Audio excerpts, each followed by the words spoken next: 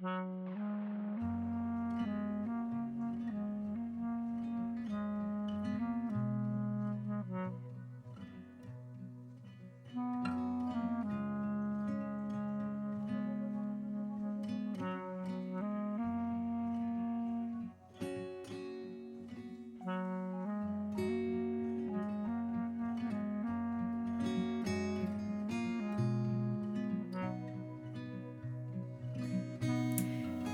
howdy. How's it going? How are you? I hope you're doing so well. Just wanted to hop on today on this godforsaken hot day. I don't know if it's hot where you are, but it is hot. Hot, hot, hot. Too hot where I am. But regardless of the weather, I wanted to just check in and show you some of the pottery that I made in my first ever semester of ceramics, if that's okay. Cool. Glad you're on board. I just completed my first semester of ceramics at a local studio downtown. I think it was like 8 or 9 weeks long, and it was just a wheel throwing class. So we learned all the basics. We learned how to wedge, how to throw, center, trim, glaze, all the things from start to finish. Some things turned out, some things didn't. I had a lot of pieces that ended up just going back to reclaim, but I did have quite a handful that turned out, some better than others. I think the total count was 11 pieces that I took home, which is kind of crazy. That's a lot of pieces, but I just kind of wanted to learn as much as I could, and even if I didn't love how something was turning out, if it was good enough to go to the next stage, I took it there just so I could learn in that stage what to do. So yeah, it was great. I'm loving it. When I was growing up, I used to play with clay, and I had a lot of polymer clay, so of course I did the earrings and I did the little figurines and things, so I'm not surprised that I'm kind of going back to working with clay, but definitely loving this new form, and the studio is fantastic, our instructor is fantastic, so I am starting the next semester next week, which I'm really excited about, but let's talk about the semester that I just had. So before we hop into what I made, I do want to just shout out two of my favorite tools that I picked up or already had and just repurposed for doing some pottery. So no one will be surprised by this probably, but shout out to the Sula bag. Yes, I do have one for pottery now. Long story how I acquired this one, but definitely understand why it's such a popular and why it started as a pottery bag, right? Like, it's perfect. So I've got all my tools in here. I've got my towel. I've got my notebook in here. And my notebook is the other thing that I just have to shout out. It's kind of a hodgepodge of different pieces. I think the cover is from Cloth and Paper, and it's just like a very basic clear plastic cover. And then I have 3 different field notes in here, as well as a Cloth and Paper kind of notepad in the back. So one notebook is for all of my ideas and things that I would like to make. One thing is for things I'm working on, and sort of like trimming notes, glaze notes, how much clay I used, what kind of clay I used, and just basically just tracking a project from start to finish. And then I have like lesson notes in here too. I have checklists for when I'm at the studio, things I want to get done that day. And then I just have like a little bullet pen and a little clip because of course. And yeah, definitely have grown to love this tool so much. So those are the tricks of the trade that I've picked up my first semester. But now I think it's time to show you what I made. I've kind of mentally categorized everything in 3 different buckets. So there's the good, the bad, and then the surprisingly delightful pieces. So I guess just to get them out of the way, there are only 2 pieces in the bad category. And I guess it's not like a surprise if they're in there, but the first 2 mugs I ever made are unfortunately my bad pieces. They're fine. I mean, they're functional. They have good bases. The handles work. This was the first mug I ever made. You can tell that I was definitely learning how to do handles. I should have taken some length off of this one, but I wanted to see if I could make it into kind of a fun shape. It's fun, I guess, depending on how you look at it. I don't love like the shape of the mug itself. It's just a little strange. And then I think the thing that disappointed me the most was the glazing, which of course was like the very last thing. So when I picked it up from, firing in the kiln, I was like, dang it. I was just hoping it would be a little bit glossier. I think I did like 2 or 3 glaze combinations on this one. I was hoping they would like blend a little bit more and drip a little bit more. And they dripped, but they kind of like pulled apart and left these weird gaps in the clay itself. So all in all, like, it was a really great learning mug. I don't know what I'm gonna do with it though, because I don't want to use it, but I am proud that this was my first mug that I ever made, and it's not terrible, it's just not great. The second mug I ever made, I think, is a bigger disappointment to me because I had such high hopes for this mug. This was the second mug I ever threw, second handle I ever made.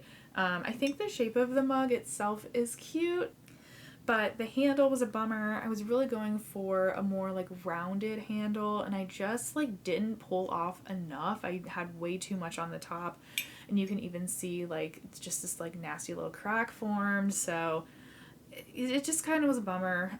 The other thing I was trying to do with this piece was I wanted to do more like designs in the clay versus just the glaze. So I was trying to do these little line indentions that I would then fill with glaze, and I think it's successful where it worked. Like, I think it's a really cool concept. I think the lines could have been a little bit thicker, not deeper though. I think they're deep enough. I think they could have just been a little thicker. But the thing with them is like I was using a pretty runny glaze, honestly, so that was probably the first mistake I made. But in the areas that it didn't really work, it just ran everywhere, and it just looks messy. And for a piece that was really trying to keep really tidy and clean, you can definitely tell when a mistake was made. It's hard to kind of cover that up as a feature. All of this just works. I'm not kidding. And then the inside is just dark. I do like how glossy kind of that turned out, but can't even see it. So yeah, this one, I mean, again, it's functional. It does feel really good in the hand. It's not too heavy. I think I'm just kind of bummed by like the vision I originally had, and it just didn't come to full fruition. So unfortunately, my mugs were my least favorite things that I made. It is what it is. Bad pieces aside, let's go to some of the good ones, shall we? So I have a handful of pieces that turned out that I felt really good about from start to finish.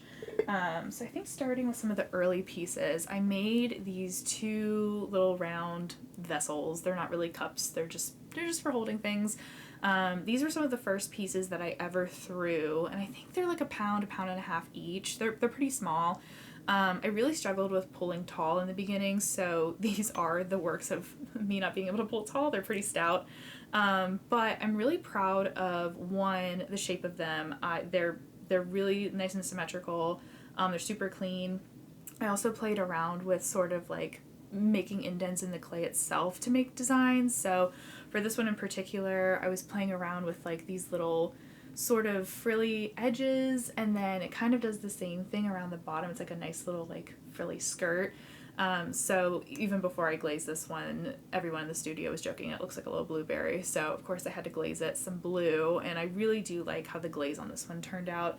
It ran in a couple places, but then it blended really beautifully in some other ones, and I just think this combination on the red clay just turned out really nice. And I also do really love how the rims stayed nice and dark. And the inside's fine. It's nothing really to look at. I will say I ended up finding a home for this piece, holding some of my essential oils and like roll-on perfumes and things, so for that it works perfectly. Yeah, I'm really, really happy with how this one turned out. And then this guy was my first attempt at sort of making like those kind of bubble designs. So you like put 2 fingers on the outside, 1 finger on the inside, and then, try to make these effects. So it kind of looks a little bit more ribbed on this one, honestly. And I will say she is a little lopsided. I don't think she was fully centered when I was trimming her, or maybe when I was throwing her.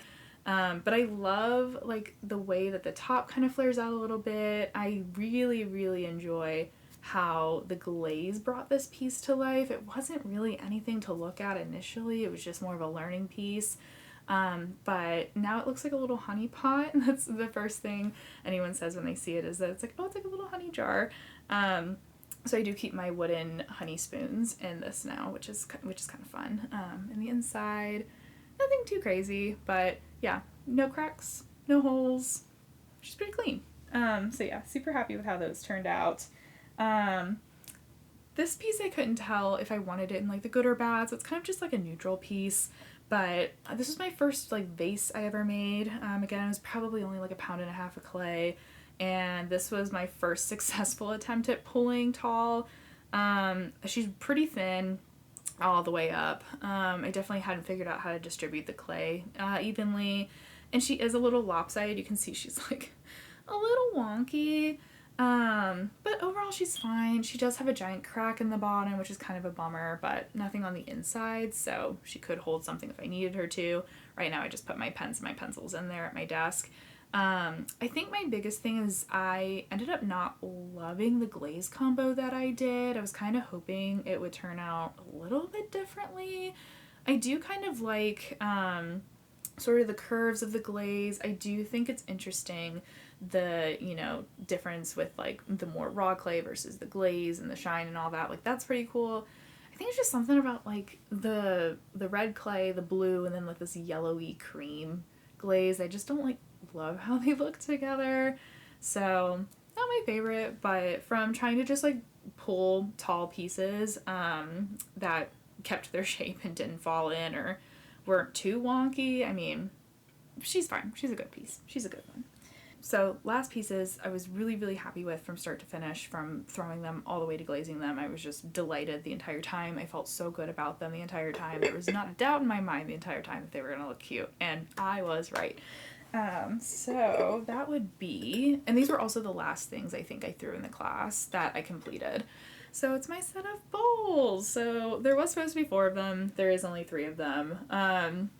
But I'm really happy with how these turned out. So here's the littlest one. I just think the shape is so cute. I wanted it to be a little bit more round, but still with a little bit of height. Because we are a blade family. We use blades all the time, but sometimes the blades are just like too much like a plate. And so I wanted not like fully traditional bowls. I didn't want them too tall, but I wanted basically a blade with like a little bit more height to it. And I think I successfully achieved what I was looking for with these. I also played around with a pattern on the inside, and I think the small bowl is the one that did it the most successfully. But yeah, I love how the glaze on the outside turned out. I kept a little bit of the raw brown speckled clay around the top. Like, love the inside. I think it's really cute. The feet on these are pretty basic, but I think they're some of the cleanest feet that I've done so far.